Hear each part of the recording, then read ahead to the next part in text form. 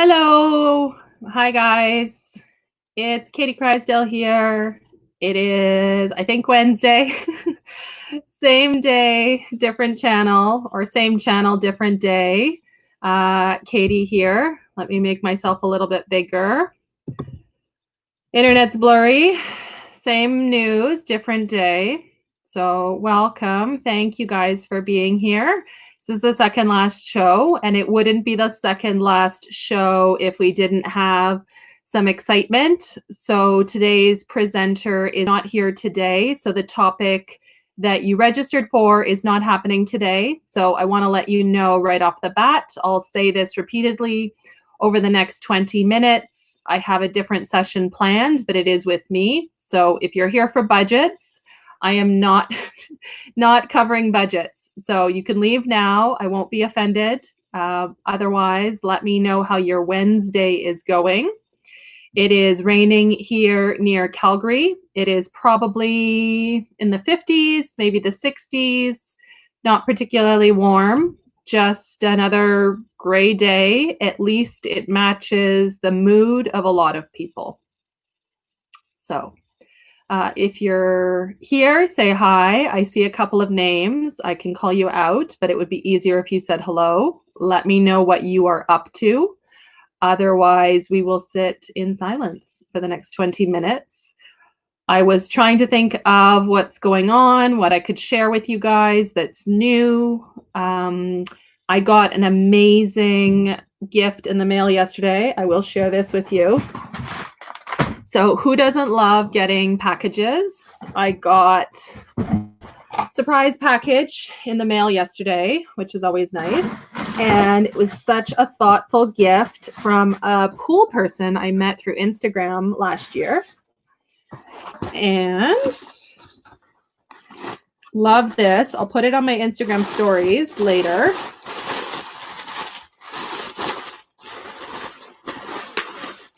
So this is the sweetest gift I was sent. This is from Charlene in Richmond Hill near Toronto. And she sent me one of these mugs. These mugs, she loves these mugs. She has one like her, she's had one that she always shares in her Instagram stories. So she sent me one of these mugs straight from the Potter, which is pretty amazing. I'll read you the information. It's called the Ugg Chug mug. Whitney loves teaching so much she can barely contain her excitement. In a more normal world, she spends 90% of her waking hours redecorating her classroom, organizing bookshelves, and playing lessons. These days, she's channeling her exuberance for teaching into perfecting her Zoom backgrounds, streaming multiple lessons per day, and making virtual bulletin boards. In fact, she misses grading real papers so much, she writes her to-do lists with red pens and uses highlighters for menu planning. So this is, thank you. This is from Charlene. I will put this on Instagram later. These are called Nelson Studio for the Arts. Not sure where it's located, but helping people smile professionally since 2008. On Instagram, they're called Ugg Chugs. So this is so sweet. I got this in the mail yesterday from Charlene in Richmond Hill. Really sweet message. Really great. Love the size of this mug. Super, super sweet. So I love this. This came in the mail yesterday. And I think I have to wash it by hand. Yes. Yeah, I need to wash it. Oh no, it says mugs are dishwasher safe, but I have to be very careful because it's kind of cool. I love the little teeth.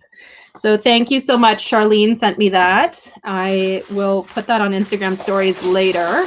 So sweet. Let me know what you guys are up to. I can sit here and entertain you, but I don't have a lot planned. I will be presenting. I do have a session that I'll be doing, a shorter session later today after 11 o'clock, but the speaker who was meant to be here today can't be here. So I will be doing a bit of a Q&A. I'll be doing a short session that I have prepared. I didn't prepare it for today. Don't get me wrong. I did not spend 2 hours last night preparing a session. I went through my files and thought, what is a session that I have developed that would be interesting. It's a little bit similar to Paul Macias's session on Instagram earlier in April, but I do think it's different enough that for those people who want to stay, great. For those people that have other things they need to be doing, totally understandable. Eileen, the presenter for today, she messaged me yesterday. She was quite sick, and she's not somebody who cancels easily. So I suspect she was really, really sick. And yeah, unfortunately, she couldn't be here today. And I don't know if we'll be rescheduling. It wasn't discussed. So it might be one of those things when you reach out to somebody who's very busy. If the window didn't happen, it may not happen. So it's too bad. And I'm sorry that I can't bring you that session, but it's not surprising. We've had 27, 28 sessions. To have one presenter call in sick is actually great statistics. I had to reschedule Adrian and Claudine's session in April, from April 20th to April 29th, but otherwise it's been pretty smooth, knock on wood. Just finishing up, today will be our second last session, our penultimate session, and then Friday will be my Q&A, I guess. I won't be doing those questions today because I do know that there are people who are registered for Friday's session, and so I want to make sure I cover those questions on Friday, but I'm happy to answer any questions that you have today as we go through either the little session I have planned or questions that you have about me or these POOLaide webinars or what I do with my business or my opinion on pools and COVID, anything like that. Shoot it out to me in the chat box. Happy to address any questions you have. No stupid questions. Pizza recipes, travel destinations. We can chat about anything today. I'm game. I wish I could say I got up this morning and I planned more content for today's session, but I did actually get up at 5 a.m. to teach my certified pool operator course. So I've just finished teaching for the last 4 hours. I taught from 6 a.m. to 10 a.m. Mountain Standard Time. Had a little bit of time to grab a quick snack break. And here we are. So I'm here with you guys for the next hour. And then this afternoon, typical work like everyone else. So I have some emails, some registrations to finish up. I have another certified pool operator course coming up this weekend. So the difference between the one I'm doing this morning is this morning I'm doing a US Imperial class.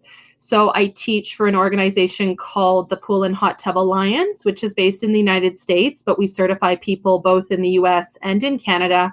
And so I have participants this morning in my US Imperial class from New Jersey, Alberta, actually.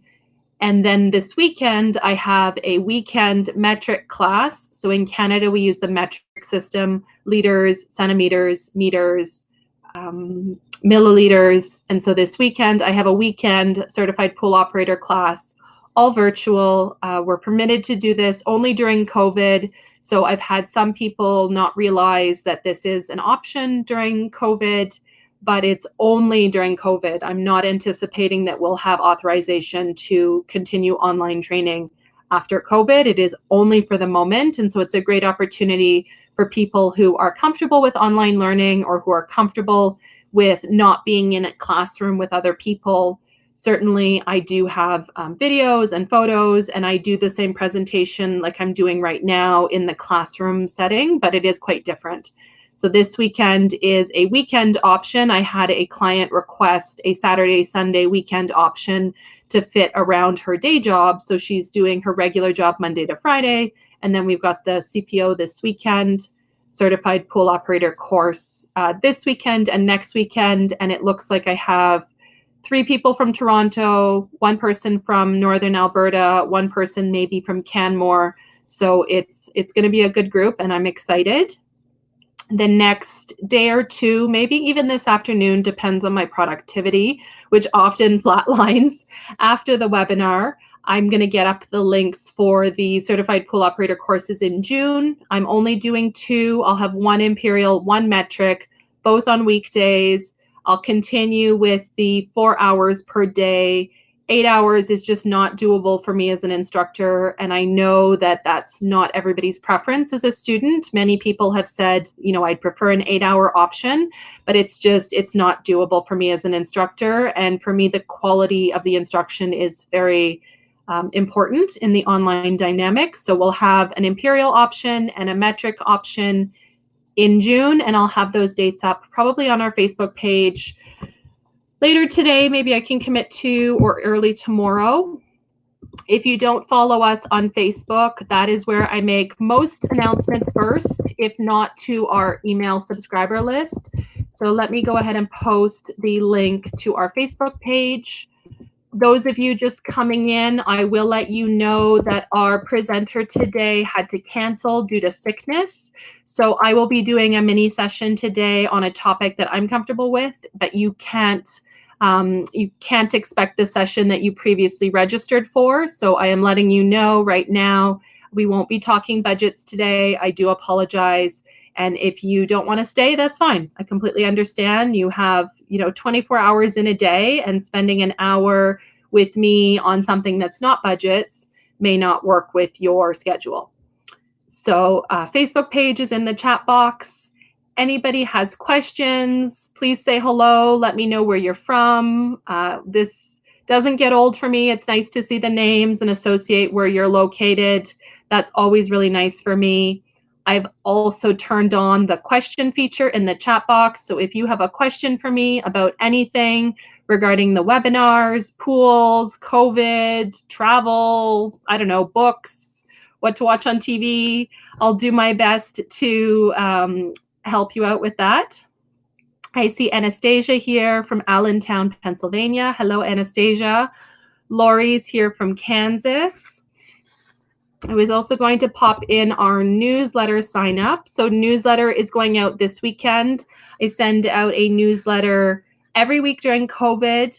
Participating in these webinars does not automatically get you on the newsletter list. So if you'd like to receive the newsletter, please make sure you sign up, and please make sure you double check your spam folder. I do have about 5 or 10 email addresses per week that bounce, especially those of you with municipal email addresses, .org, .gov, .ca.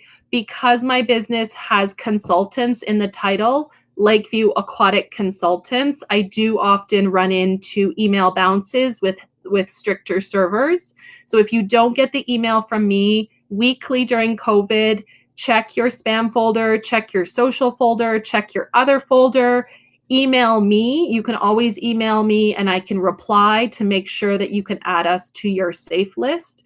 But I definitely do get 5 or 10 email addresses per sign up per week that bounce. And so do know that if you don't get the email, you should check. I see Milan is here from Pittsburgh, Pennsylvania. Christine is here from Las Vegas. Christine, I was thinking about you yesterday because we were supposed to be in Las Vegas this November for the International Pool and Spa Show. And I know the International Pool and Spa Show hasn't announced anything. They may continue with their show this year, but I don't think it's likely that I will be there, especially given that Canada just renewed our extension with the US border closure for another 30 days. So the US border with Canada is closed until June 26th, so at least another month. And then thereafter, even when they do agree to open it, whether that's in July or what have you, it will be non-essential travel. And so I know November is still quite far away, but I don't know if I will be there. Hello, I see Evan from Arlington, Virginia. Evan is part of the high volume committee that we have been meeting bi-weekly the last couple weeks. Evan and I got connected through Instagram. So at the high volume committee, we presented back in April. A lot of the facilities are looking at reopening, whether they're in Texas, Arizona, Virginia. What does that look like? Oh, I see Ashley here. Ashley's here from Austin, Texas, also on the high volume committee. So we just connected some different people to start brainstorming. I guess we were ahead of the curve now when I see all of these discussions on Facebook about reopening. So we were talking about things such as health and safety, training, programming, swimming lessons, lane swim, cleaning supplies, pool operations, stakeholder relations, so the community, service providers, all of those different things are things that people are now considering that maybe they hadn't previously. So that's been really interesting. And I've been trying to post more pool content on Instagram. I normally post about pools and the outdoors and food and travel. And like everyone else, I've just been in a little bit of a rut the last couple of days, really thinking, what do I have new to post? I have mountains outside my doors. I have rain. I have my garage, trying to keep it interesting, but then also informative, because when I use Instagram, I really do try and share information. And I have been stuck in a rut lately about what to share about. So if you have any pool operations questions or anything pool related, please pop those in the chat box, because I would love to have some ideas for Instagram. I've been kind of in a rut and it's not so great. So welcome. I see Lisa's here from Creston, BC. So Lisa's just down the road from me. South, I'm in Calgary, Alberta, which is on one side of the mountains. And then Creston is, you go through Crow's Nest Pass, where the mountains head down to the United States, and then into the, not the Kootenays, sorry. My geography. You go down into BC, Creston, and then up, and over to Vancouver. So welcome. Yes, I would love to come visit. I need to get to BC this fall. My husband and I have been discussing if we repurpose our 2-week vacation. We were supposed to be in Hawaii for 2 weeks and then cruising for 2 weeks. That's not going to happen, period. Whether we get a refund on our deposit or not, we will not be heading to an island or cruising or probably going to the US that early. So we'll look at BC this September. He hasn't been so much to BC. I've been to Vancouver, Revelstoke, Golden, the Kootenays a little bit, but we really need to go on a road trip. So I see Lynn's here from Allentown, Pennsylvania. No, you're not far at all, actually. And it's funny, Lisa, I went to my cousin's place. They have a cabin, near, my brain is not going to work, the Fairmont that's not a Fairmont, the Hot Springs, Radium. So they have a cabin, and it's close, but it's far just because of the smaller highways going down the Cowboy Trail to Crow's Nest and then through the mountains. So welcome. I see Jill here from Ames. That's okay. I'm okay with not going to Hawaii right now, right? BC is just fine for me. Hello, I see Colm here from Farmington. I see Charles or Chuck here from Beaverton, Oregon. Oregon is also on my list, both Portland as well as like the Big Cedars, and going to Seattle, Washington, Oregon. My cousin goes to Oregon a lot for dog shows. So it's all those places are quite close. And it's nothing against the US. We go to the US a lot for road trips. My husband is American, but I just don't see us. He's fairly high risk with his health in general, that there's no real reason for us to go further afield than perhaps, 8 or 10 hours from our house and social health care. So we are very lucky to have some health care in the US with his retiree package as an Army veteran, but still, it is what it is. So welcome. I see Kathy here from Danville, Virginia. If you're just joining us, say hello. It's Katie. I do want to let you know that today's speaker has had to cancel. So I will be starting, I have a mini session that I'll be starting shortly, but we'll give people a few minutes to realize it's just after 11 o'clock for me. So 1 o'clock Eastern Standard Time. I don't know about you guys, but lately I depend on my phone to buzz with that 10-minute alert on Google. And then I go, whoops, where do I need to be? Or I ignore the buzz, and 5 minutes later, I check my phone and realize, oh, I actually have somewhere I need to be. So welcome. I see Debbie here from Santa Barbara. Thank you, Debbie. Hi. Dana's here from Bonnieville. So welcome. We've got a good mix. I see got quite a few states as well. So let us know where you're from. If you're just joining us, this is the second last webinar, which is sad on the one hand, but also really exciting, because I think anytime any good thing, you eventually either outgrow or you change or you realize that there's part of the future potential. So the POOLaide webinars have been absolutely amazing. The community, we're up to, I believe when I looked this morning, we're up to 1,575 unique attendees. So that means people from different IP addresses, not the same person repeatedly attending POOLaide webinars. And I'm sure there are a few people on here who have attended almost every webinar, right? Which is a huge time commitment when you think about the fact we've had 27 or 28 sessions. I mean, that's 55 hours of your life in the last 2 months.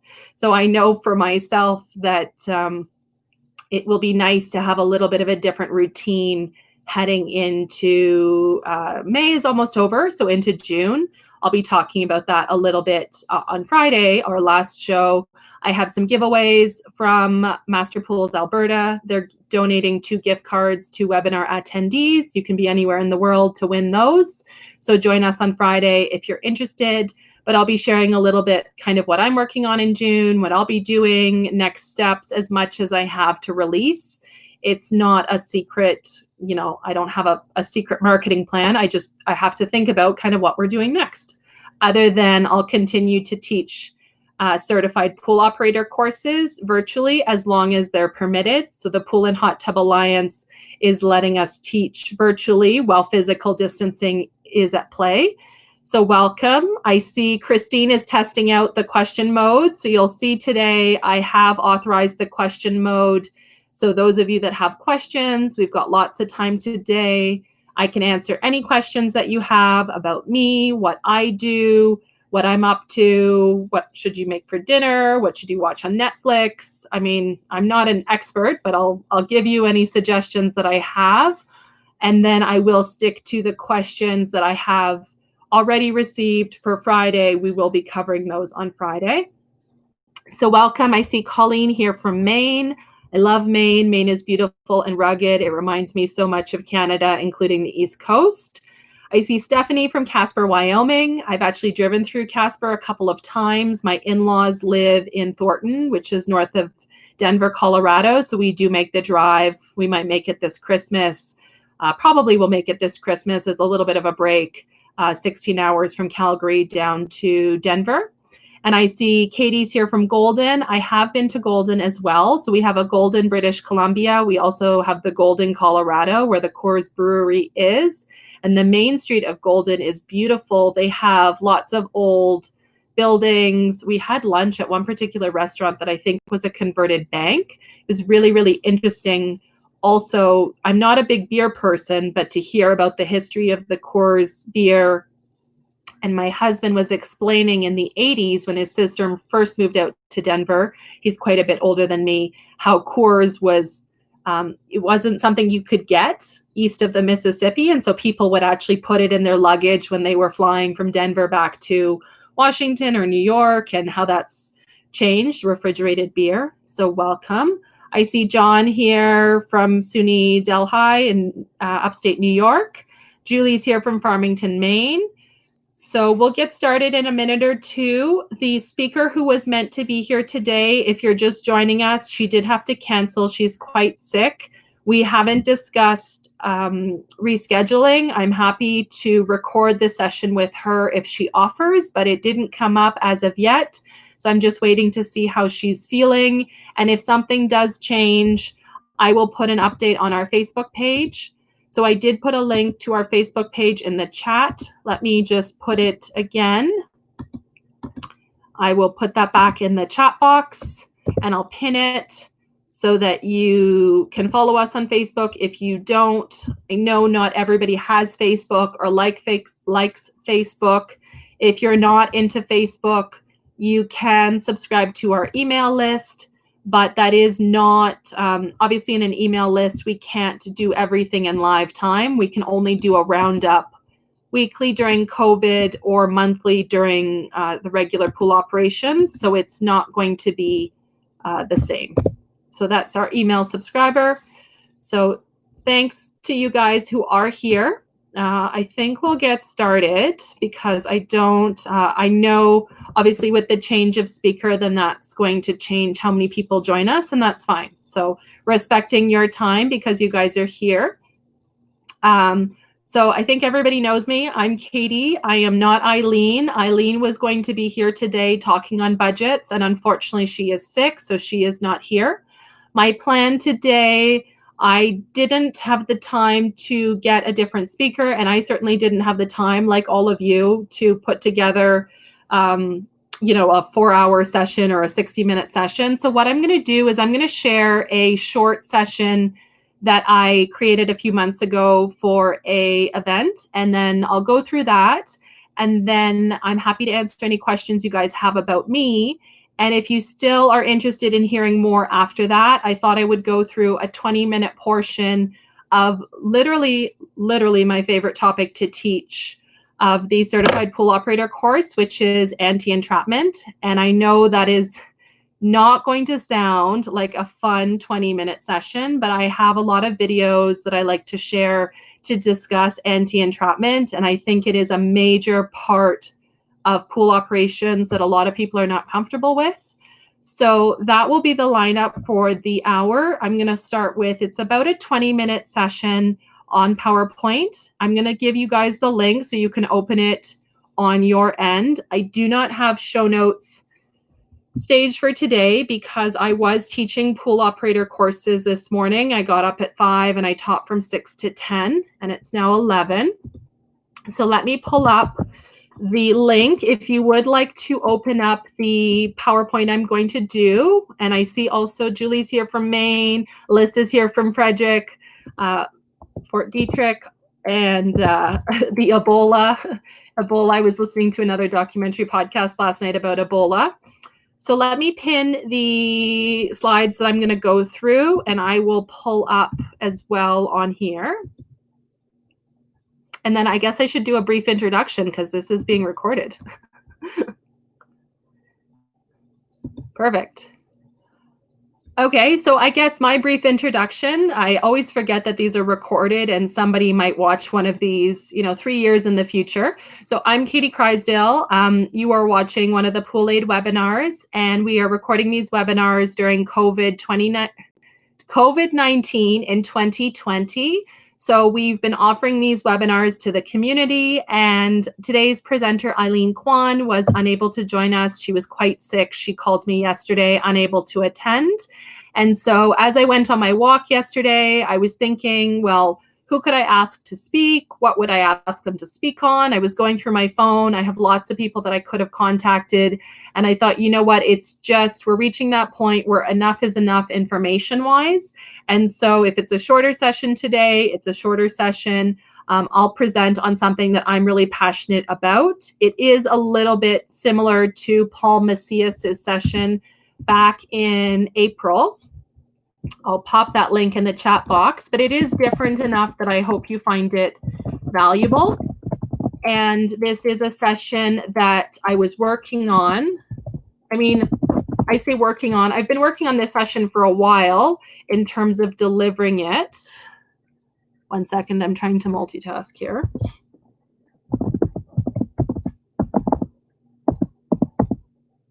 Okay, I can't easily pull it up at the moment, so I'll pull up Paul Macias's session a little bit later. But basically, this is going to be a little bit of a different session. How this session got started is I've been working on a workshop for probably 6 or 8 months now for Aquatics and Instagram.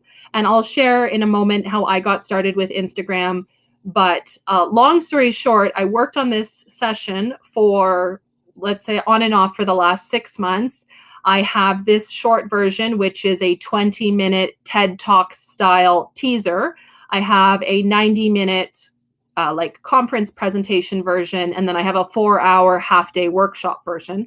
And I've been really excited about this, and I've proposed it to several different events, but this was all pre-COVID. And so as much as I love this content, and I think it still applies to any of you who are watching me, it's interesting how things just change, right? This is not a topic that I think anybody at any conference would want to hear in the next 2 years, because everything is going to be different now. Everything is going to be COVID. Everything is going to be pool operations, change, physical distancing. And so it's kind of interesting as an artifact of history to think like this is a topic that, you know, certainly if somebody emailed me and said, hey, we want to book this session, I'm happy to do it, but it's kind of done, right? It's now been shelved. I don't see this getting used much. So it makes sense for me to share with you today. So how I got started on Instagram is, so my business, Lakeview Aquatic Consultants, I created an Instagram account 3 years ago in July. So July 2017. And I was not an Instagram person at all.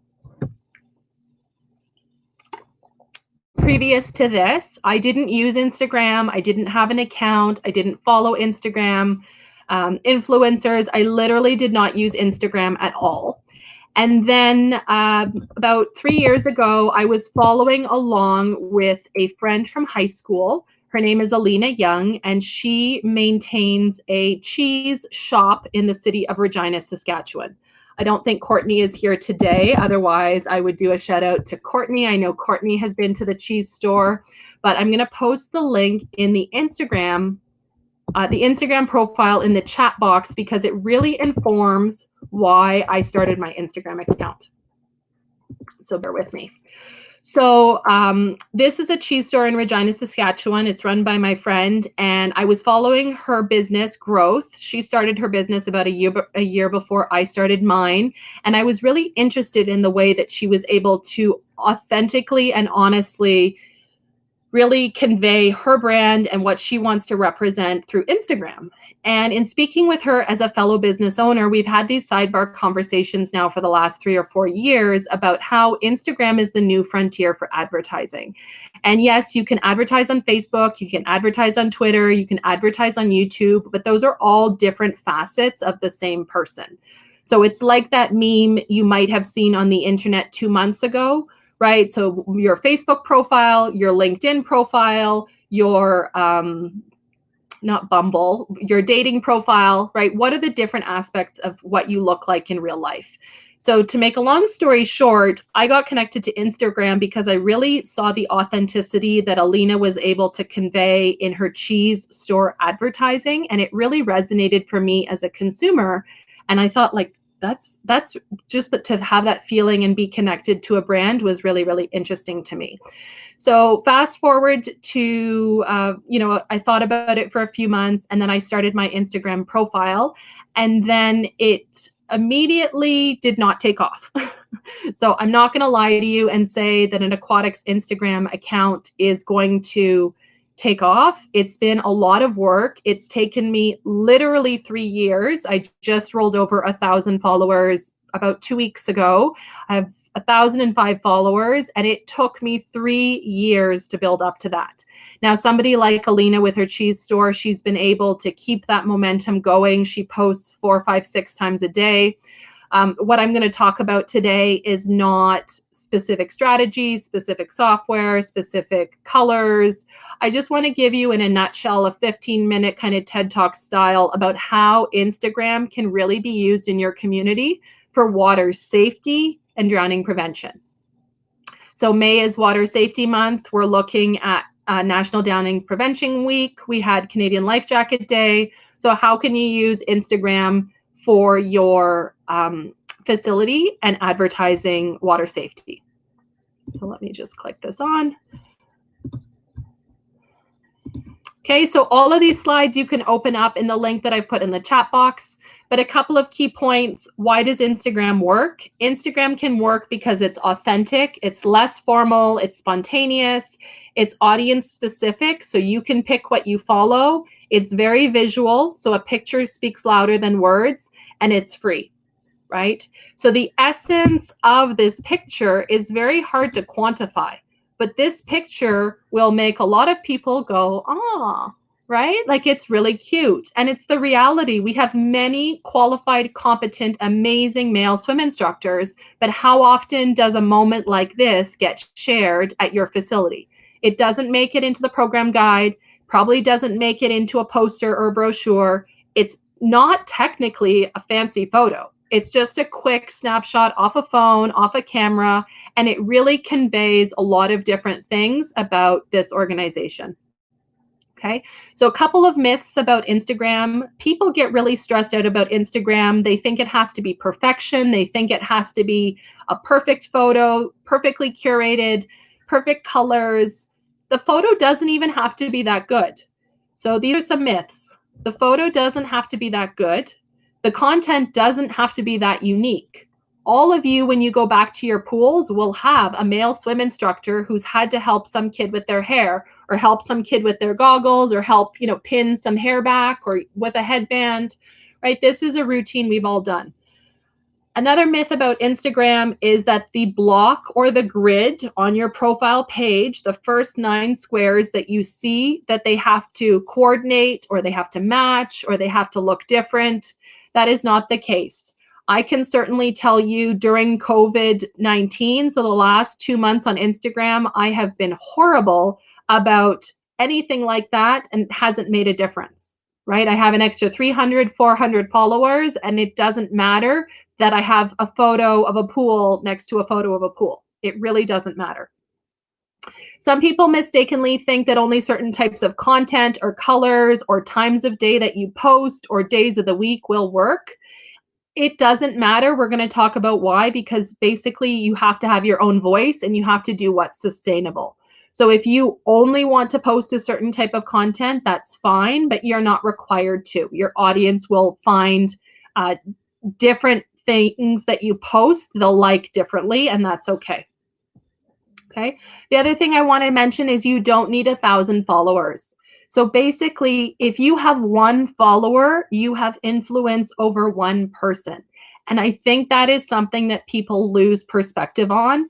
Everybody is guilty of having those targets. We want 500 follows on our Facebook page. We want 3,000 people on our email list. We want 10,000 people on our Instagram page.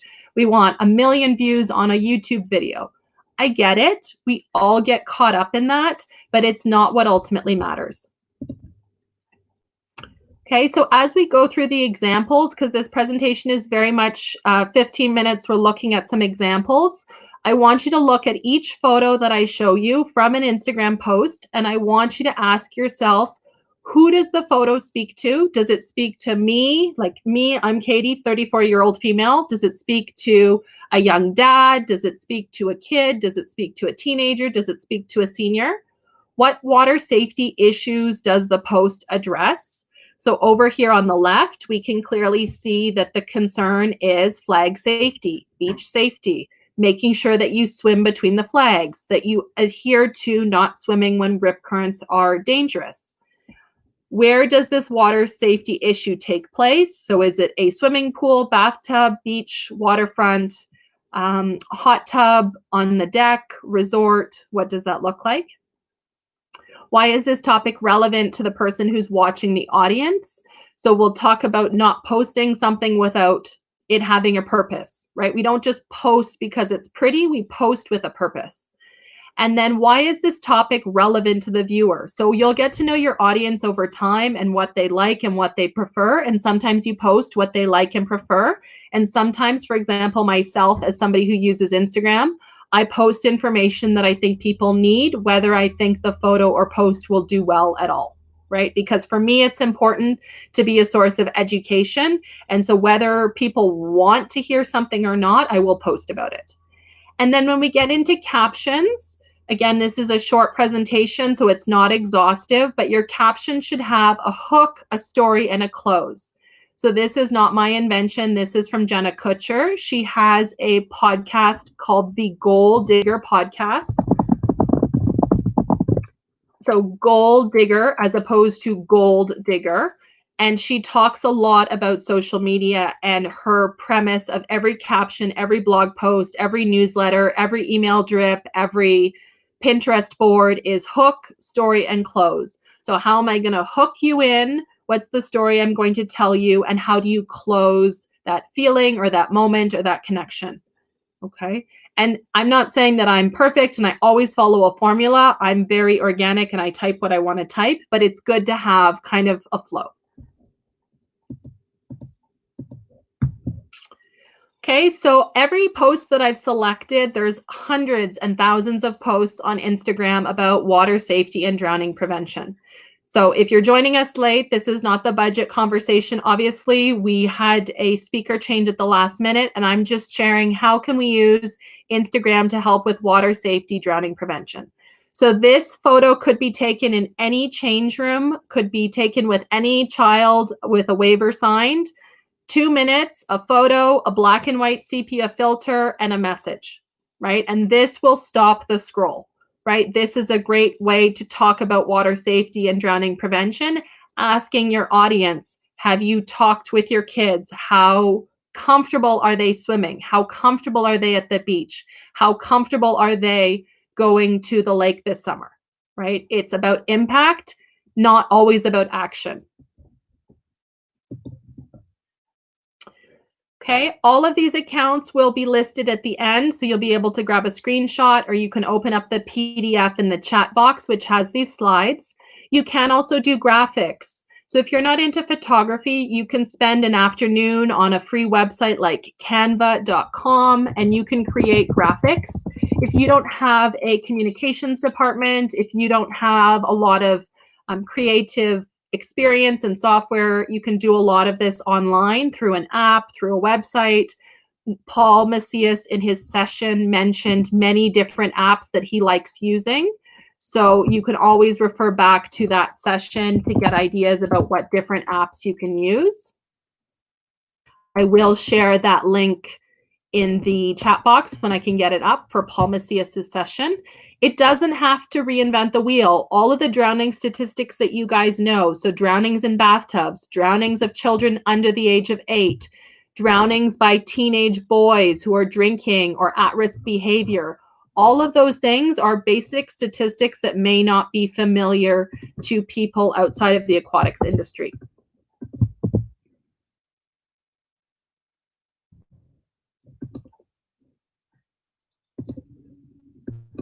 Okay. The other thing I love about Instagram is you can be different. So where I am in Alberta, we have a lot of outdoor activities that are very popular, such as hunting and skiing, quadding, snowmobiling, boating, all of these things. And these are often not covered in our traditional water safety campaigns at our facility. So Instagram is nice because you can really hit different members of your audience. You can really appeal to different people who are equally at risk of drowning, but who may not be high volume enough for your traditional advertising campaigns at the facility. I've put the link in the chat box for Paul Macias's session. Okay. The other thing you can do is you can ask a question. So you can take stock photos. So this is just a water spray photo, apply a logo and ask a question. Would your child survive a fall into deep water? So this is something that a lot of people don't have the conversation in their household with their children, with their family members. And so this is a really great way that you can grab people on Instagram and get them to engage by directing them to think about something, to talk to somebody, to seek out a resource. And then you also need to watch as you're looking at each post, in the caption, there can be a call to action. What do you want them to do? Right? So in this situation, the Royal Life-Saving Society of Canada is promoting their Swim to Survive program. So you could promote swimming lessons at your facility. You could promote a drowning education awareness event.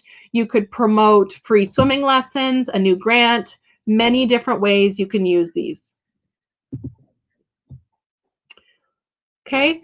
Another example is, what is a particular issue of concern for you? So we know that children under the age of 7 are significantly more at risk of drowning because they lack supervision by distracted parents, siblings. Are you prepared to watch your child? Abby's Hope is an organization out of the United States that advocates for water safety around drains, as well as their water watchdog program. So you can order these free tags through their website. You can also order them for your organization to hand out for events. Abby's Hope commemorates Abby died as a result of evisceration injuries in 2009, I believe. So her parents have committed a lot of energy to their organization, and they're keeping Abby's memory alive by sharing on Instagram in different ways. Okay. You can also, different way you can use Instagram is you can be honest, and you can tell from this post, this is not a very fancy post. Okay. So in this particular post, this is a photo. I believe this is the founder's child. And then she put on just some simple hashtags. So that is her hashtag, Lifeguard Your Littles, for her campaign. And then how much time and money would you trade for one more day? So how many of us have heard, well, we're going to take a break from swim lessons, or we can't afford to do swim lessons right now. Well, it's hockey season, football season, soccer season, dance season, all of those things. So swimming is a life skill. Maybe we need to be more creative. I'm not saying that this is for everyone to be so in your face, but it does look different from every other water safety campaign that I have seen in terms of kids and beaches and happy. And so if you really like in your face, I would encourage you to follow Lifeguard Your Littles on Facebook. She is very in your face. It's really good. It's very refreshing. And I've really enjoyed following her. And she spends a lot of time as well advocating for the families of non-fatal drownings where the children have long-term brain damage. And she does a lot of work to educate people about the ongoing trauma and medical conditions that these families face in trying to make their children well again. This is a great example of how we can use Instagram to represent other communities and other people in our area. So one of the biggest challenges many of you face, and I have faced this as a nonprofit or municipal facility, is the communications department tells you which photos we're going to use, and they pick the stock photos with the whitest people who are not representative of our diverse communities, ages, genders, physical bodies, skin colors, religion, all of that. And so Instagram can be your way to educate and connect with your population that is not represented on your program guide, that is not represented on your Facebook page. And I'm not suggesting that you give up that fight. That is a whole other fight that, yes, you need to have to represent your community accurately. But Instagram is an easy way to start with ad hoc photos of events. So this is a great program, Life Saving. This is in Australia, Life Saving WA. And in this post, they're talking about a women's program, a multicultural women's program, as well as Swim to Survive. So they're combining two major concerns. So women not necessarily having access to swimming lessons due to modesty or cultural reasons, and then also providing the opportunity for them to learn how to swim, in terms of women being perhaps more at risk of drowning in certain areas or certain communities based on their upbringing. So what a great way to connect people who look like other people in your audience by saying, look, we welcome all bodies, all people to our facility, and addressing perhaps modesty concerns or instructor concerns. So female instructor for female participants. Same thing here. Ready, Set, Swim in Winnipeg is a nonprofit charitable foundation founded by Rishona Hyman. So those of you who attended, Rishona did a POOLaide webinar for us back in March. This is her nonprofit organization. It provides swimming lessons to new Canadians in Winnipeg, Manitoba. New Canadians are considered more at risk, both based on their desire to become Canadian and be involved in water activities, but without the experience or the knowledge in swim lessons. So the Ready, Set, Swim Foundation provides free swimming lessons up until the age of 18 to new Canadians in Winnipeg, Manitoba through their annual gala as well as sponsorship. And so this is a great post highlighting, right?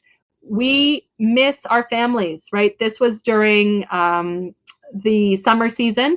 So connecting people, reminding members, clients that they're missed, and reminding people about the importance of swimming lessons, and saying the need for swimming lessons doesn't change, but the way we do it and how we meet maybe does. Okay, Guardians Life Saving. So this is an example showing how photos don't have to be perfect. You don't need to put on a full face of makeup and then buy a special light and take a whole photo shoot. This is somebody literally with their phone during practice taking a photo of some kids and posting it on Instagram. So Guardians Life Saving is the club by Adrian Spencer. Adrian Spencer was here a few weeks ago with Claudine from Montreal talking about junior lifeguard clubs. I'll post that link in the chat box. And so this is his lifeguard club near Halifax, Nova Scotia. And so this is just saying, hopefully these kids never need CPR. Connecting the dots for people who don't think about the practical application of skills that they might need. Last couple slides here. So this is New Braunfels, Texas. Love that account. This is a great account to follow. This photo I love because it really highlights the importance of lifeguarding in a, swimming in a lifeguarded pool. So I think often we don't show enough the importance of lifeguards in pools, actually showing the lifeguard on the stand or the lifeguard in the chair. And this is an easy example, not a fancy photo. Maybe they spent $20 on the helium balloons for 4th of July, for a staff member birthday. I don't know, but if they took these photos, they're just something different. And it really reminds you of summer and lifeguarding and reminding your audience that lifeguards are important. Also lifeguard training. Right? So Round Rock Lifeguards, I know quite a few of you will follow this account. They do amazing things to showcase their staff training. They take photos that they're in service and they share them on Instagram. So when you have those community conversations with your ratepayers, with council about, well, why is your budget up again? Or why is staff training so many hours per month or per year? When you post photos like this in your Instagram account for your facility or for your aquatic team, or for your recreation department, you're telling the community what you are doing to keep them safe. You're telling them about practicing. You're telling them about hands-on practical application. We need to do a better job at advocating for our own facilities. And so taking photos like this are really, really great, and you can use them at any point, right? You can't really tell who the staff member is if they've signed a waiver. You can use the same photo every year. It's a great illustration of staff training.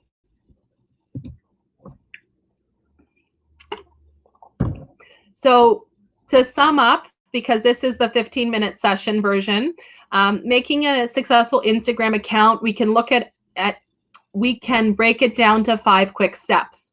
So the first one is we want to make our audience stop scrolling, right? We're all guilty of this, right? What is worth stopping for? What is going to grab you? Okay. Develop 5 themes. So this is something we would do in the 90-minute session or the morning session. Basically, we would look at the themes. So I can tell you, for me, if you follow Lakeview Aquatic Consultants, we normally have 5 themes when there's not COVID.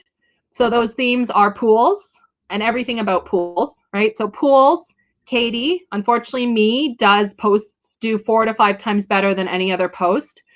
Nature, because I love Canada and we have beautiful outdoor mountains. I just love nature. Food, which is number 4. So what I'm eating, restaurants, bakeries, ice cream, dessert, you know, like I like to eat, number 4. And then number 5 is travel. So I travel a lot for work usually. So airplanes, museums, historic sites. And those are my 5 themes, and I circle through them throughout the week. I can tell you right now, there's no food, right? We're eating the same food in my house. There's no travel. I'm not going to lie and pretend that I've been anywhere interesting. There's no nature, because in Alberta right now, we're not allowed to go to the mountains unless we live there. So that leaves me, and my hair is getting pretty awful, and pools. So if you look at my Instagram account for the last 2 months, you will see that I'm not following that flow as well. But when we do get back to a more normal routine, perhaps in July, August, September. Those are the themes that you'll see on the Lakeview Aquatic Consultants page, and they have evolved over time. So what I initially thought that people wanted is not necessarily what did well or what people reshared or what people liked. So I had to be attuned to what people actually wanted to see. And that brand is very different on Instagram than from Facebook. So there's nothing that is ever oppositionary. But for example, on our Facebook page, I post more news articles, trending topics, press releases, products, events, more, I don't know, I want to say highbrow information, but just more information that is useful. Instagram, I do try and have useful nuggets of information. If I post, for example, about a valve, I'll explain the valve, or if I post about a pool, I'll explain a little bit of technical detail, but it is more visual. So photos that caught my eye, perspectives, beautiful colors, that is Instagram, it's pictures. So those are the 5 themes I follow on Instagram. You need to develop a know, like, and trust factor. You need to be you. So you need to have scraggly hair. You need to forget to occasionally, move something out of a photo. It's better to post what you have than to not post in an effort to be perfect. People prefer relatable, and Instagram right now in 2020, especially during COVID-19, is about relatability, authenticity. People are not looking for that perfect photo that's airbrushed or photoshopped from 6 months ago. Nobody has the patience for that. So that, for me, has continued to highlight that Instagram is currently, in my opinion, trending away from the perfect Pinterest, Instagram influencer moments we used to see even a year ago, 6 months ago. People are now looking more for honesty, transparency, and reality, right? They don't have time to waste on junk, right? So engage with your audience. Don't post and ghost. I will comment on every post I get with a comment. I will reshare likes. I will reshare content. I will answer every direct message I get that's not spam. I respond to every Instagram story response. It's important that people know that they can connect with me through Instagram, and it's the same for your pool or your facility. If you're doing an Instagram account, people want to know that you are there. If you are not there, then there is no point to doing Instagram. It is better to show up, and I'll skip to number 5 and come back to 4. It is better to show up intervals that you can manage. So once a day, once a week, once a month, than to post 50 times and disappear. People want to know that they can see you and find you and check in. They're not going to check in if there's nothing there and you're not checking back. Number 4 is engage with the industry. So reshare good content, reshare and attribute things that you love. Reshare tags. You can post Instagram to Facebook now. You can post Facebook to Instagram. You can reshare, embed your Instagram in your website. You can use it in newsletters. It's all just different content. And I know a lot of us feel snowed in by different content. You know, what do I post on Facebook? What do I post on Instagram? What do I post on YouTube? What goes in the newsletter? You'll get better at it. The more you start to juggle it and make a plan and try and figure out, well, who's on Instagram versus who's on Facebook. So I can tell you, for example, statistically, I have a lot more men follow me on Instagram, a lot more service technicians, mechanical companies, a lot more students from my CPO classes on Instagram, colleagues, friends, family are on Instagram.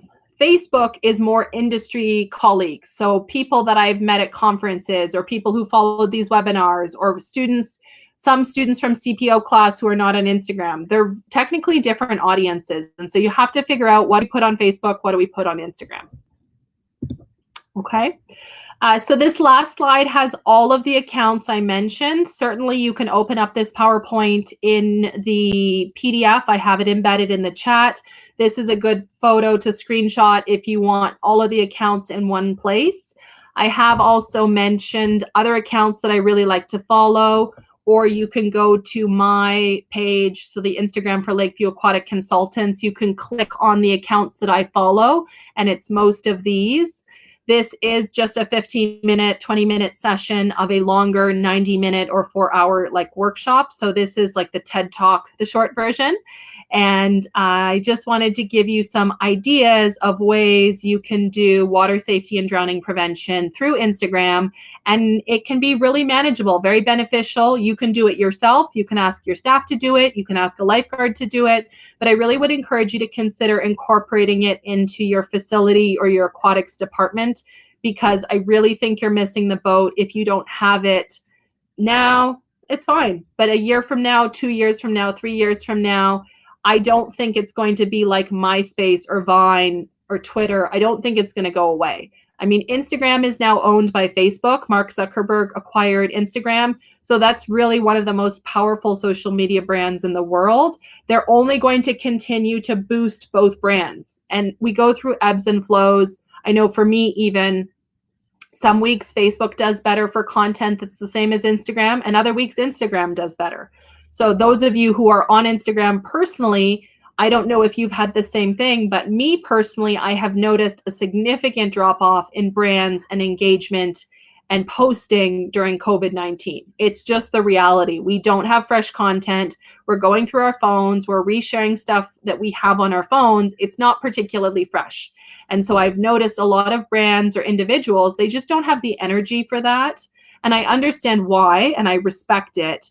But I do think that when we get back to a more normal routine, whether that's July or November, Instagram is going to continue to have a place. And those brands that have been engaged, perhaps during Water Safety Month, perhaps for the summer, perhaps for the fall, you can start very, very small and start incorporating it in a way that is manageable.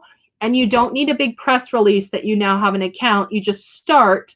And then when you're happy with what you've been posting and you've got maybe 20 or 30 posts in your archives, then you can start resharing and publicizing, and you'll figure it out. It's definitely a steep learning curve, and you'll get better as you go along. It'll get easier as you go along. It'll get faster.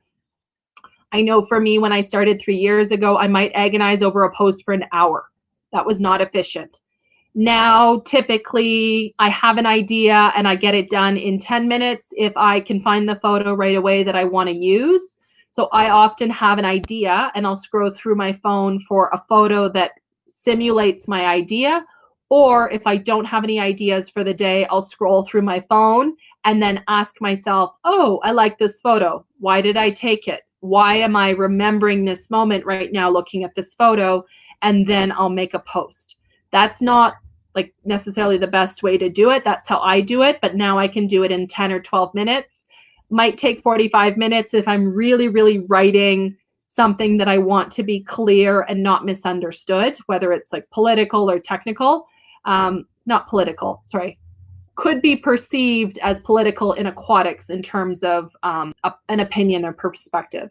But it's 10 to 12 minutes, and you can pre-schedule Instagram through Instagram, the Creator Studio, or you can get apps like Plan, Plann, or Planoly, or Hootsuite. Like you can pre-plan your posts if it's something you really want to do.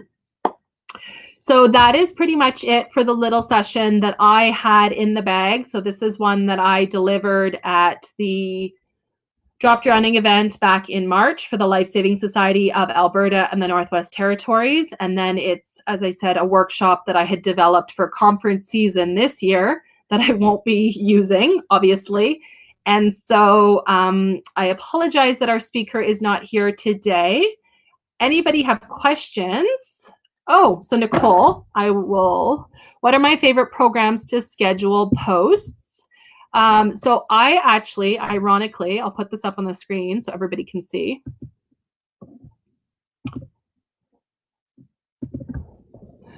I actually am very bad, so don't be me.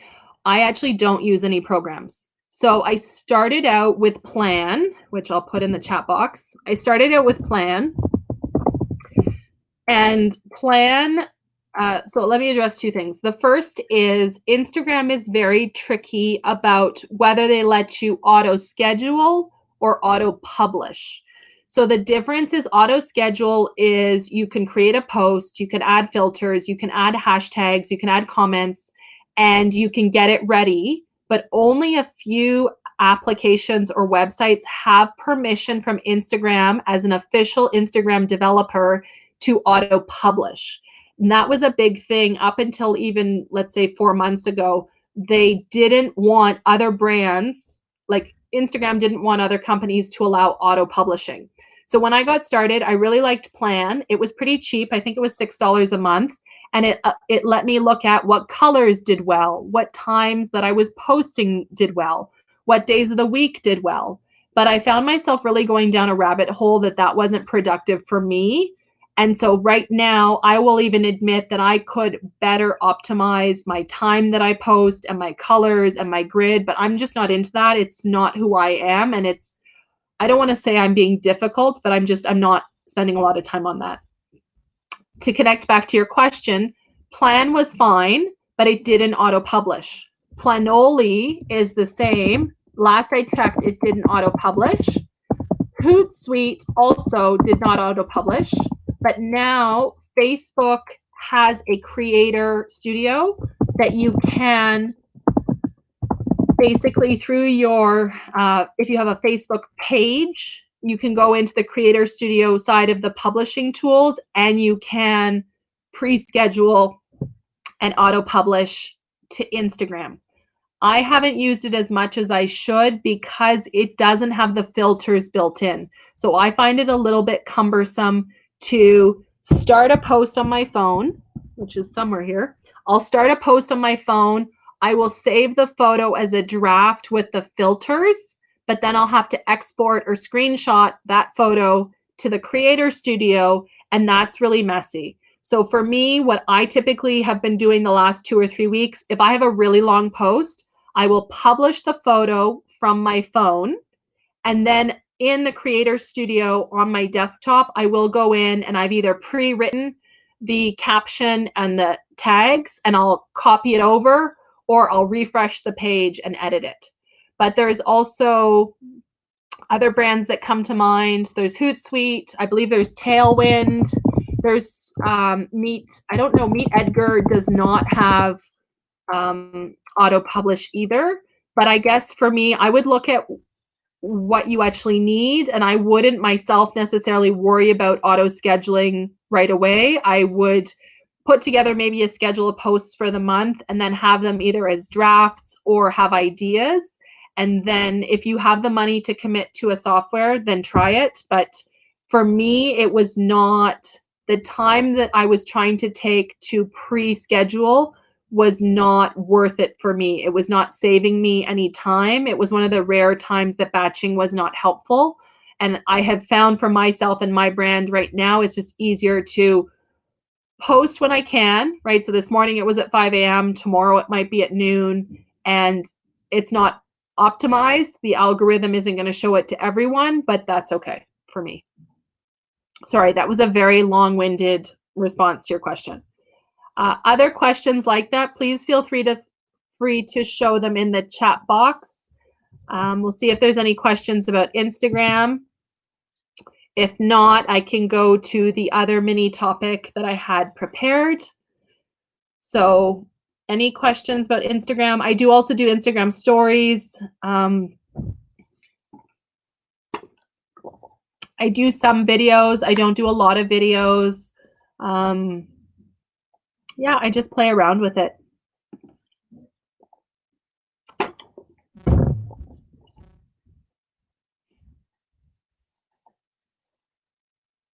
Just see a couple people typing. I'll see what the questions are. So if you have questions about Instagram or anything really, I'm happy to take your questions. I'll go to the second topic in just a moment, but it's totally informal. If you have any questions for me, about me, what we're doing, I do apologize that Eileen wasn't able to be here and that this is not the topic. If you're joining us late, this is not the topic that the heading says. So let me know if you have any questions. I'll just scroll. And I'll go back to that list. Some people will probably want that list.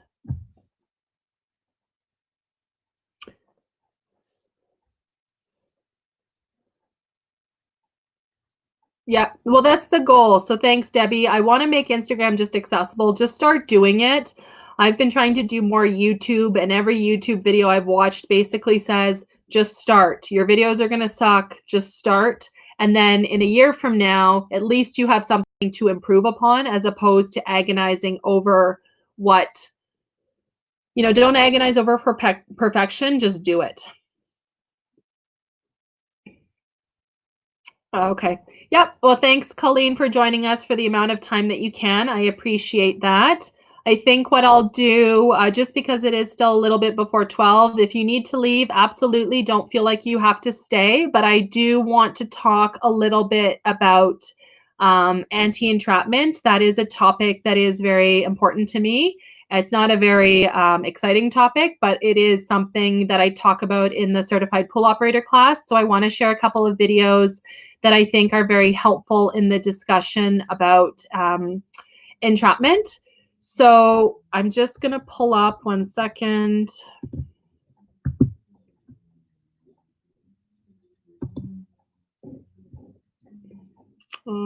Different screen. Oh, I got to close this screen. Sorry, 1 sec.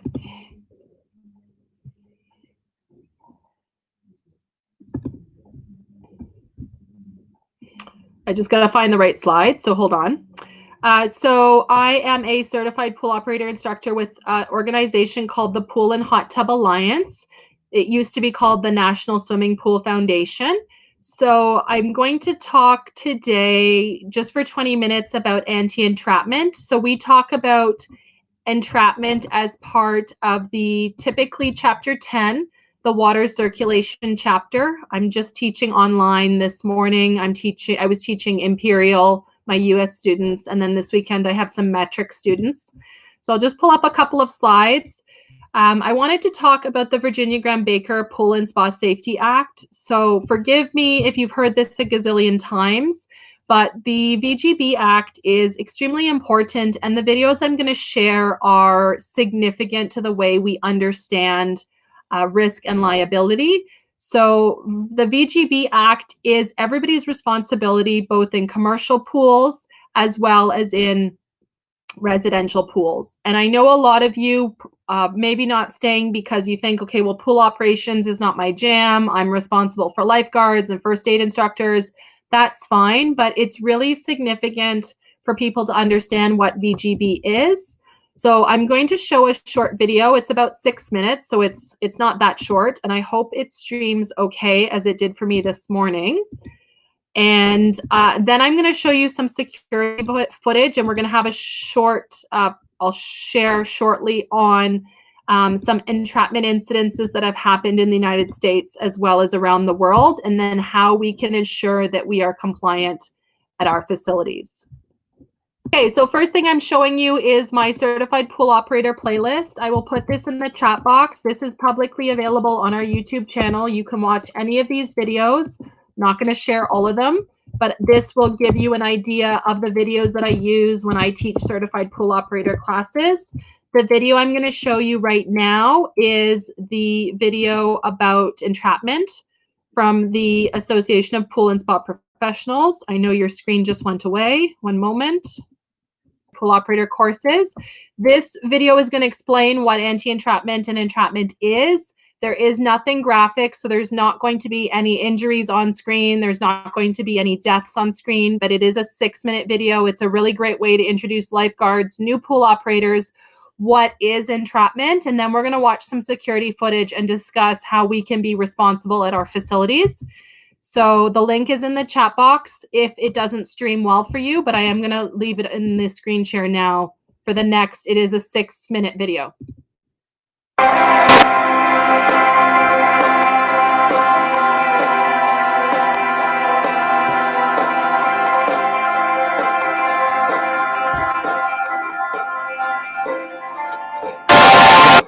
my name's Emily and I'm a lifeguard. I've been around swimming pools most of my life. I love guarding and I take a lot of pride in my work. My swimmer safety is a top priority for me, and I know you feel the same way. That's why I'm speaking to you on behalf of the Association of Pool and Spa Professionals about the Virginia Graham-Baker Pool and Spa Safety Act, or VGB. Today, we'll learn a little bit about the history of VGB, why it's so important, and the simple steps you can take to avoid entrapment accidents in the pools you're responsible for supervising. The Virginia Graham Baker Pool and Spa Safety Act takes its name from Virginia Graham Baker, a young girl who drowned after she was trapped underwater from powerful suction from a drain in a backyard spa. The law is aimed at preventing any other child or adult from being killed or injured from this hidden entrapment hazard. There are 5 types of entrapment: hair, limb, body, evisceration, and mechanical. The good news is all types of entrapment are preventable. Let's learn a little more about the types of entrapment and how they happen. Hair entrapment happens when hair is pulled by the flow of the water through openings in the drain cover and then gets tangled behind the cover. As a result, the swimmer can't pull free. Shutting off the pump will not fix the problem when hair becomes entangled behind the drain. Body entrapment is caused by suction from the pool's circulation system. Suction can be so powerful that it can hold a person's body to the suction outlet. If the suction is strong enough, even a healthy adult who is a good swimmer may not be able to overcome it. This could happen on a floor drain or wall outlet, but it's important to note that this cannot happen when a VGB-compliant drain cover or suction outlet cover is properly installed and intact with essential secondary devices in place where they are needed. Certain pools need an additional backup device or systems in place to prevent entrapment. Your pool operator should know this information. Suction is also responsible for evisceration or disembowelment incidents. Evisceration occurs when there is a single outlet with a missing or broken drain cover. If a child sits on one of these, the buttocks can create a seal over the drain opening. Evisceration happens so quickly and, as you can see from the video, with such tremendous force. Again, if a compliant cover is properly installed, eviscerations cannot occur. This is why installed VGB compliant covers are so important. Part of the VGB legislation outlawed the sale or installation of the old, flatter styles of drain and suction covers like this one. In 2008, it was mandated that new anti-entrapment covers be placed in all public pools. Many of the new VGB compliant covers are embossed with the standard compliance information, a life expectancy for the cover, and a flow rate. Some covers have 2 flow ratings listed, one for wall drains and one for floor drains. Qualified personnel should measure the flow rate for the system, which should be posted with the other vital statistics for the pool. Each cover must be rated for the highest flow rate the pool can produce. Mechanical entrapment can happen even if all the pumps are turned off. Mechanical entrapment can happen when a hand, finger, or ring gets stuck in an older style cover or a broken cover. Limb entrapment can occur if there are any open pipes or a hole in the drain cover that's large enough for a limb to fit into. It's important to be aware of these types of entrapments because they can occur even when there is no suction or flow. Anticipating problems and knowing what you'll do is fundamental to success as a lifeguard. In the event of a suction entrapment incident, you'll need to know how to quickly shut off the pumps. Do you know where the pump room is located at your facility? Do you have easy access? Do you know how to quickly shut off the pumps? If not, ask your facility operator for instructions and access. Okay, let's review what we've covered to make sure we understand how accidents happen and what we can do to help prevent them. Hair entrapment is caused by water flow pulling hair through a drain, but can be prevented with a properly installed VGB-compliant cover. Body entrapment and evisceration are caused by suction from the pool pump, but can only happen when there is a broken, missing, or non-compliant cover. Mechanical entrapment happens when a body part, swimsuit, or hair decoration gets caught in the opening of a drain cover. Limb entrapment is when a limb gets stuck in a pipe or other opening, resulting in a mechanical bond or swelling. And, you guessed it, properly installed compliant cover can prevent these forms of entrapment as well. What's a lifeguard or facility manager do to help prevent entrapment? Just follow these steps. First, make sure all the covers in your facilities are VGB compliant. Next, before opening each day to the public, visually inspect all covers to make sure they're secure. If any cover is missing, broken, or loose, close the pool immediately and have the cover repaired by a professional. Follow the manufacturer's instructions for physically inspecting the drain covers for your pool. Finally, if your pool has equalizer lines and vacuum ports, these submerged openings should be covered with compliant covers as well. As you can see, all types of entrapment are completely preventable. So make a VGB compliance check part of your facility's daily routine, just as you check your equipment, pH, and chlorine levels. It takes just a few minutes, and it's one of the most effective things you can do to keep your swimmers safe. As water safety professionals, we know what to do in an emergency, but the best way to protect our swimmers is to keep those emergencies from ever happening. For additional information on the Virginia Graham-Baker Pool and Spa Safety Act and Okay, so I'm going to put a couple of links in the chat box. The first is if you need more information about the Virginia Graham-Baker Pool and Spa Safety Act, I have it on our resources page, which I've added to the chat box. So in Canada, we don't call it VGB, but anti-entrapment is a requirement in codes in places like Alberta, British Columbia, Ontario. The exact wording will depend, but we are required to be compliant. I'm going to make myself bigger for a moment. I'm going to show you a couple of props, and then I will go to the security footage. So a couple of things I want to unpack, those of you who may not be familiar with VGB. So she mentioned first and foremost, right? So our flatter style of drain covers, these are illegal in commercial applications in North America, but that doesn't mean you will not see them. I have encountered them certainly in the residential side. So people's houses, cottages, cabins, if you rent a place in Cabo, in Mexico, these still exist. So they're flatter because I could block it with my hand, my butt. This is the dangerous drain. These are from Abby's Hope, which is a charitable foundation. Nice signboards. And then their safe drain is peaked. So this is an example. You can see it is peaked. It is harder to block. There are different ridges and areas, so it's difficult to restrict flow. So this is something that you should have at your facility. You're required to have in Alberta and certain jurisdictions. Different examples you might see.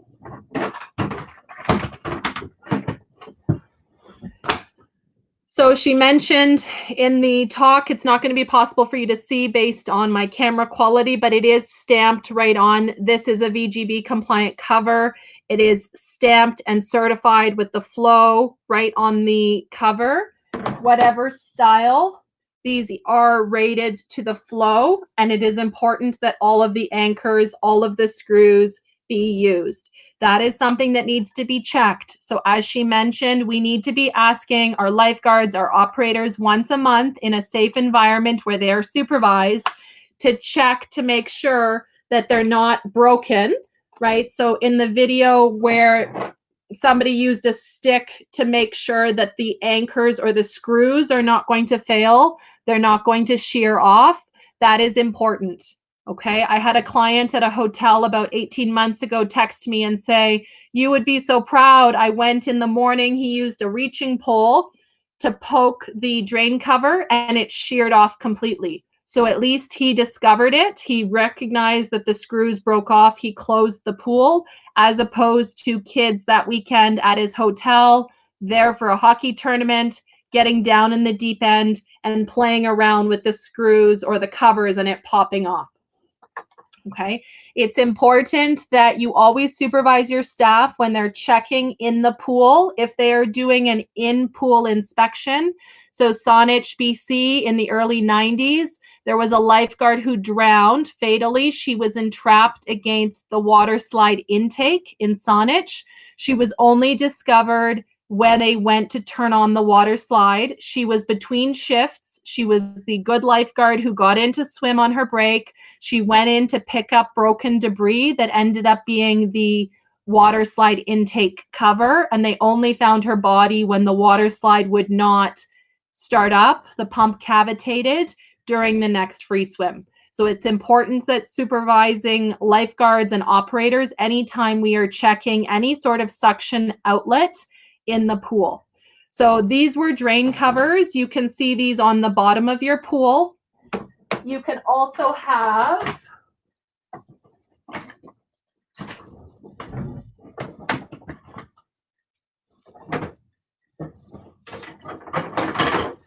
sorry, I didn't have all my supplies. You can also have wall covers. So this can be a wall outlet cover. You can't really see, but it does say VGB on here. This can be bolted to the wall over any opening, so to prevent little fingers and hands from getting into things.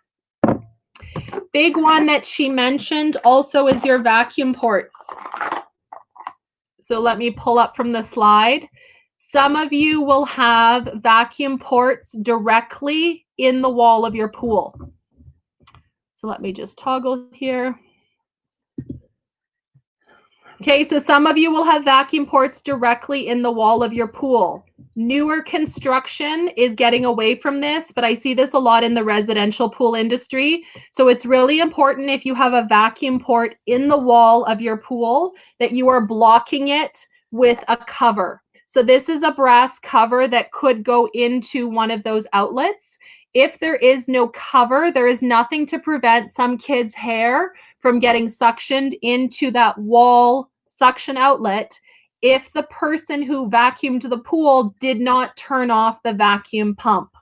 So many facilities, they'll plug in the hose, they'll turn on the vacuum breaker, they'll unplug the hose, they'll turn off the vacuum breaker. But what if that pool operator gets distracted and does not turn off the pump? That is where you need to have, this is a vacuum port cover. This has a key like a hose bib. So this goes in, and it means that kids cannot play with this when it's in the wall, right? It's flat, and that prevents hair entrapment in that suction outlet. There was an incident in Toronto in the 90s where somebody was suctioned into their hair was suctioned in and they drowned. And I have taught 2 certified pool operator classes now where I had operators in my class realize that they were not taking care of these vacuum port outlets and they had never considered the risk of leaving them on. Okay. Gretna, to your question, are they the same as the flagpole covers? I think they could be. Any sort of, this is a brass cover. It's just basically a brass fitting. If you talk to your commercial pool supply and you give them the inner diameter, you should be fine, as long as it's a way to prevent manually turning. That is why this has the key, and that should allow you to, you could also have a screwable one, but it needs to be deep enough that it can be screwed in and out. Okay. So I want to show you next the footage. I know, Gretna, you'll have seen this footage, but let me also just show you. Actually, we'll go to the footage first. Okay, so the first footage is about 3 minutes. We're going to watch 2 3-minute clips. The first one you're going to watch, you do not know what is happening, and that is intentional from me. I want you to treat it as though you just came to work and you haven't checked in with your colleagues. You don't know what's going on. Okay, so I'm going to put this link in the chat box. Save it or go to our playlist in the future if you want to share this with your staff.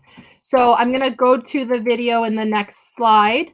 Basically, this is 3 minutes. You're not going to know what's happening. That's intentional by me. I want you to treat it like you just got to work. You have no idea what's going on. Just watch, and then we're going to watch the video again as a newscast where they're going to explain what happened. Okay, you're going to have 2 different perspectives. And again, for context, this is the section on entrapment that I discuss in the certified pool operator class on water circulation. So this is something that I am very passionate about. And so I appreciate those of you staying with me, because I thought even if I only teach one person today about this, then I've done my job, because this is a significant concern for all of our pool users. So this is raw footage from a place in South Carolina 2 years ago.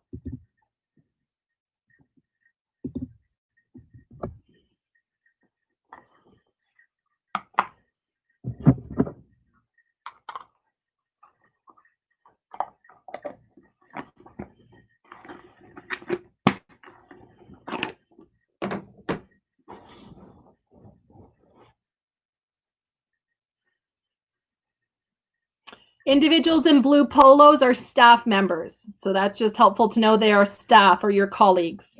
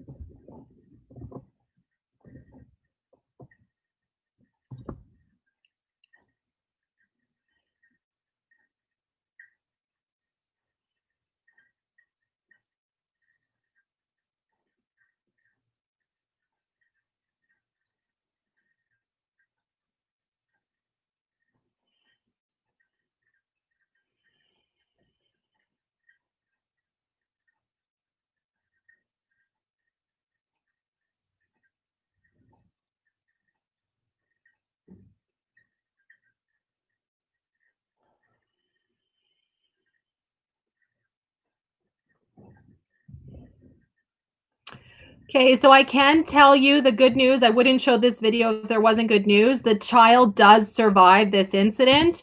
It is quite shocking. And so I share this video because people think this doesn't happen in North America.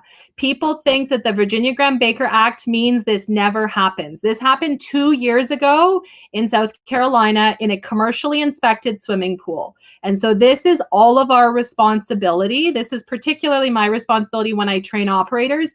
You need to understand that this can happen any day, anywhere, if you don't take the appropriate safety measures. So we're going to watch it again. This is a 3-minute clip, and it's going to describe exactly what happened. And I'll put the link in the chat box. 1 second. This morning, the fact a 12-year-old Michigan boy is alive is nothing short of a miracle. Sorry, my internet is only... Let me put the link in the chat box. This is the same incident, but it's going to be split, and I'm going to pause it because it's blurry. I'm going to reboot that video. It's the same incident. Let me go back. And you guys will appreciate as aquatic professionals how significant it is that this boy survived and that he has a decent quality of life. He is able to continue activities of daily living. He is not brain damaged the way we might expect other drowning victims are. This morning, the fact a 12-year-old Michigan boy is alive is nothing short of a miracle. He was trapped underwater for nearly 8 minutes and survived. It happened last month at the Avista Resort in North Myrtle Beach, South Carolina. This newly released surveillance video shows 2 boys in an unguarded lazy river pool. Signs posted near the pool indicating no lifeguards were on duty. The boys were playing over a drain when one of them lifted a grate and somehow got stuck. The child is stuck in the drain at the pool. Watch closely. You see the boy's head slip underwater. The other boy tries to pull him out, but can't. After he's been under for a minute and a half, the other boy yells for help. A woman nearby runs over. He's drowning right now. We need somebody now. It's chilling to watch the desperate battle to save him. At 1:55, a vacationing Pennsylvania corrections officer reaches the submerged child and struggles for several minutes, attempting to free the boy.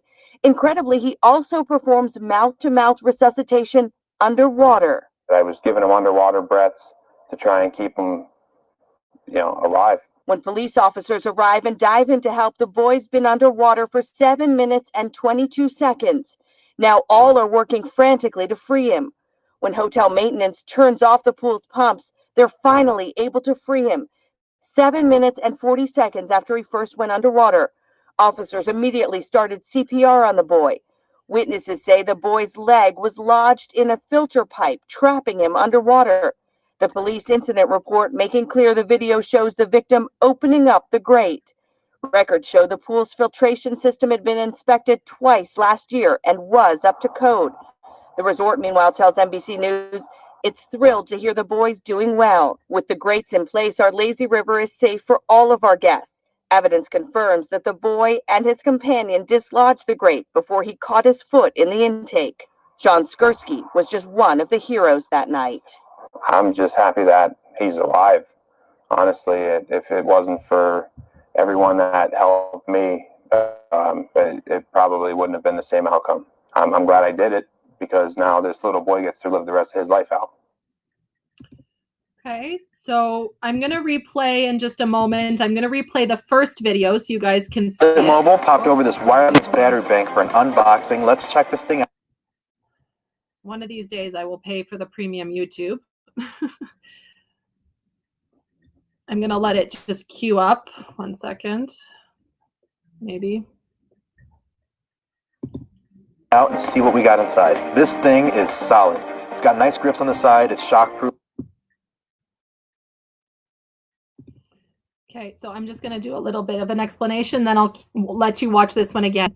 So basically, just remember that it's important that we visually inspect our drain covers. The fact that the kids move the drain cover is immaterial. It's our responsibility to have all the screws attached, visually inspect them. A lazy river is not a deep pool. We could easily have been able to see from the, sorry, I'll make myself bigger. We could easily see from the deck level down into a lazy river that the screws are not attached. I've been to at least 2 pools in the last 2 years where all of the screws were not attached, and that was visible to me as the CPO instructor standing on the pool deck with a class. So if I can see that your screws are not visible on one visit in 10 minutes, then that is a issue for your facility. You should be checking these things regularly, whether weekly, daily, monthly, at a minimum, checking that they're attached. And then also talking with your staff during your next in-service. What do you do in an emergency situation? This is the missing piece that a lot of people are missing. If you are a facility where you do not let the lifeguards have access to the filter room, to the circulation pump, how are you going to shut off the pump in an emergency? Does the front desk, does reception have a key? Is there an emergency code? Where is there a key? If the guy who is your pool operator is on a smoke break at the other end of the parking lot, why is there a delay? Right? If there's a delay, it's because the guy is not there with the pool key. If it's hair, would somebody know to go get scissors and cut hair?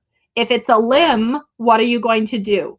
Why did it take this resort 7 minutes to shut off the pump? Why were they not running? Because they didn't understand or know what to do. Would your lifeguards know what to do? Would your operators know what to do? Would your deck attendants, your slide attendants? People need to know what to do. It's a 5-minute conversation. It's a sign in the filter room with an arrow. It's a quick procedure. It's not hard. But if we watch the other video again, and you're keeping an eye on the staff, so 1 second, I'm screen sharing. Have a look at the guys in the blue shirt. Right? The blue shirts work at the facility. Why are they not moving more quickly? Like, this is a lady, she's a guest. She doesn't know what's going on exactly, but she knows to run and get her phone. The first staff member coming into the screen at the bottom, blue polo shirt, facility operator, maintenance, right? He doesn't know what's going on. He's accustomed to clients perhaps overstating or over-exaggerating their concerns. He walks away. Guy number 2 comes up. He walks away. There's a kid trapped underwater. The front desk clerk or the general manager comes up, the lady, right? So that is one of the reasons I like to share this video. It's a really compelling conversation because you guys know that minutes matter. Brain death occurs at 3 minutes, 4 minutes, 5 minutes, 6 minutes. The fact that this kid is alive is amazing, but who would know what to do? Okay. And it's not to upset you. It's not to say, hey, you know, this will happen. There was an entrapment at a water park in Texas last summer in July, right? These happen all the time. I get the Google News alerts. You need to talk with your staff and you need to have a plan in place.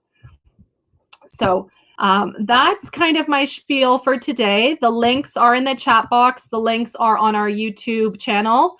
So that's pretty much it from me. If you have questions, please enter them in the chat box. You can email me offline, privately, message me. This is what I cover in part in the Certified Pool Operator course. So if that's of interest to you, we'll have classes again, all virtual in June. I will have 1 US Imperial class, 1 metric class for Canadians. It does meet the state codes during COVID to get the training done. After COVID, physical distancing is over at the end of June, early July. All certified pool operator classes will go back to being in person. So I don't teach in the US that often. I mostly teach in Canada and internationally. So if you have questions, I'm here. I'm happy to address them. Thank you for this ad hoc kind of showing up for today's session. It was a little bit different. I apologize again that Eileen couldn't be here. And I will be here with you on Friday for our final session. If you have questions, you can shoot me an email. I can address them on Friday. I'll be doing the question and answer from different questions I've had. Okay, so I'll be here for a few minutes if you do still have questions. Otherwise, have a great rest of your Wednesday and a good rest of your week. And if you've emailed me, I'm just working through my emails, so I'm not ignoring you. I'm just a couple days behind because I am teaching in the mornings this week before the webinars. So thank you, thank you. I see some typing, so I will watch for that. Oh, thank you, Debbie. Thank you so much for your kind words. Have a great rest of your day, guys.